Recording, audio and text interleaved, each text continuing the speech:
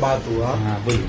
कल एक भाई से बात हुआ, वो भाई ऐसा बोलता है कि हमारा काम ऐसा है कि आज हमने 1 लाख रुपए का इन्वेस्टमेंट किया तो हमको दूसरे दिन से उसका रिटर्न आना चाहिए। समझो कि 1 लाख इन्वेस्टमेंट किया तो हमको 2,000-3,000 रुपया तुरंत हमारे को दूसरे दिन में रिटर्न आना चाहिए।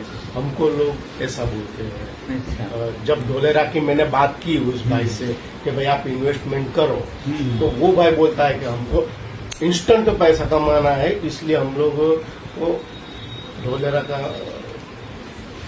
चॉइस। ठीक है, मैं समझ गया आपका सवाल, लेकिन मैं क्या बोल रहा हूँ मनीष भाई, अपना ये जो प्रॉपर्टी का धंधा है, ये जो बिजनेस है ये इंस्टेंट वाला नहीं है, ये लॉन्ग टर्म का बिजनेस है।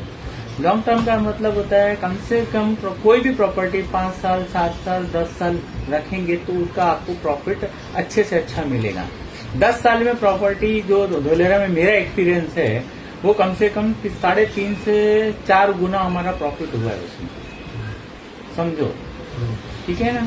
लेकिन जैसे जैसे साल बढ़ता है, 15 साल में वो कम से कम 10 गुना हो जाता है, 20 साल के बाद वो कम से कम 15 गुना से 25 गुना 20 गुना हो जाता है, और 25 साल और 30 साल के बाद 25 साल के बाद वो कम से कम 20 गुना हो जाएगा, और 30 साल जैसे होगा ना वो 30 टाइम्स 40 टाइम्स हो जाता है प्रॉपर्टी। तो ये लॉन्ग टर्म का बिजनेस है। दूसरी बात, अगर वो बोलता है कि मेरे को रोज लाख रुपए लगाऊं और कल 2,000 चाहिए, तो ये तो भाजी वाले में और उसमें क्या फर्क रह गया, आप बताइए। भाजी वाला भी वही करता है, रोज सामान लाता है, रोज बेचता है, और बच गया वो सामान को फेंक डालता है, इतना ही काम होता है ना। तो यही चीज होता है भाजी वाले में और अपने में फर्क है। हम लोग इन्वेस्टर हैं, तो हम लोग इन्वेस्ट करते हैं, तो हम कुछ भी नहीं काम करेंगे ना तो भी हमारा पैसा ग्रोथ होता है, रोज होता है। हम वहाँ पे एक ईंट का टुकड़ा भी ले जाके नहीं रखेंगे, लेकिन तो भी हमारा प्रॉपर्टी बढ़ता है। और 1 लाख रुपए में कोई प्रॉपर्टी नहीं मिलता है। प्रॉपर्टी में डालने के लिए कम से कम हमारे पास में 6 लाख रुपया है, 10 लाख रुपया है, 27 लाख रुपए का आप इन्वेस्टमेंट कर सकते हो। आप तो प्रॉपर्टी में लॉन्ग टर्म का ही चांसेस है।